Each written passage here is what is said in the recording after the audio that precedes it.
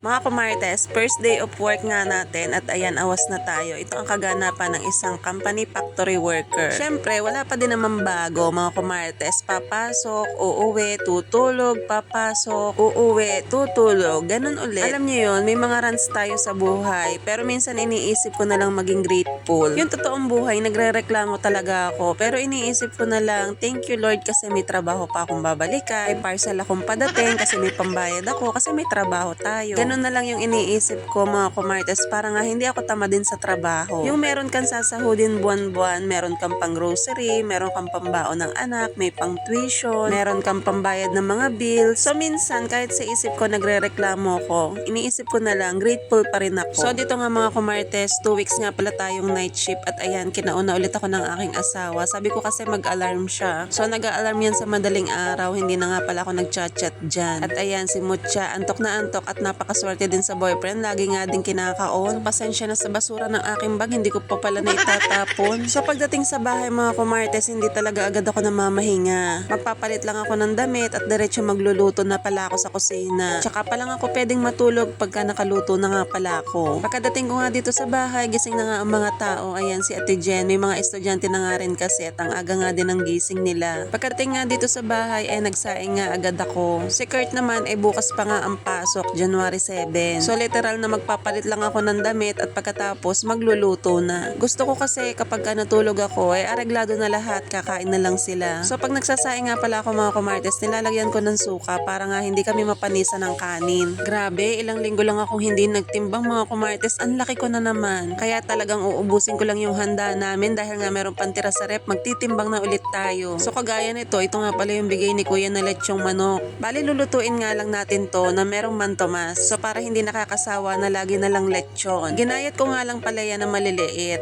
Kapag kagisa ko nga ng bawang at sibuyas, ayan, inilagay ko na yung manok at lalagyan natin ng mantomas. Ang luto nga palang ito ay paksiw na may mantomas. So ayan, lalagyan natin ng paminta, lalagyan natin ng dahon ng laurel. Syempre, titimplahan lang natin yan. Lalagyan nga lang natin to ng suka para medyo maasim, tapos lalagyan natin ng tubig. Dati nga hindi ako maalam magluto. Ngayong nagkaasawa nga ako, ay natuto na nga lang din. Kapag ka naman gusto mo talaga matuto magluto, ay matututo ka naman. Lagyan nga lang natin to ng asukal, mga 1 kilo. Uy, ang dami! Para naglalaban yung kanyang asim at saka yung tamis. Pagkatapos, lagyan din natin ng kaunting asin. Syempre, tansya na lang yan. Depende na lang sa panlasa nyo. Kung hindi kayo maalam tumansya ng panlasa, edi sa iba nyo ipatikim. Meron kasing ganon. Minsan, pinatitikim ko sa asawa ko. So, nung pinatikim ko sa kanya, maasim daw. Kaya dinagdagan ko pa ng asukal. Bali, nagtimpla nga lang dyan ako ng kape. Pagkatapos, ito yung handa namin nung New Year. Nagluto nga pala ako ng lasagna, pero last na init na yan kasi wala na. Masarap talaga kapag kakaunti yung gawa. Binigyan ko nga din pala si Joy nito at nagustuhan nga ng mga anak niya. Kaya sabi ko kapag ka nagluto ulit ako, ay bibigyan ko ulit siya. Madali naman kasi magluto kahit walang okasyon. Ngayon ko na nga lang din na-appreciate yung mga handa nung New Year, lalo na kapag kakaunti na. Kagaya nito, last na init na, ako na lang din yung kumain. Sabi nga ng asawa ko, ay magluto na nga lang daw ako ulit. Kasi nga may gatas to mga kumartes, pwede namang ilagay sa freezer. Tapos pag gusto mo, init-init na lang. Kaya yan, ito na lang yung aking inalmusal. Kayo ba, ano pang natitiran yung handa nung New Year? Bali ako nga ay meron pang leche plan sa ref. Ang ginawa ko nga ay nilagay ko sa freezer para nga hindi masira. So kapag ka nga madami kang nakikita, hindi ka nga makakain. So dito nga kakain lang ako ng almusal, magdi-devotion at pagkatapos ay tutulog na. Nagpagupit nga pala ako ng buhok nung linggo mga kumartes. Sobrang haba na kasi at saka nanlalagas. Butterfly haircut nga pala yung pinagupit ko. At ayan, pagkatapos ko nga kumain, tumabi na nga ako sa asawa ko para matulog. So yun lang naman ang ganap natin for today's video. Thank you for watching. Bye!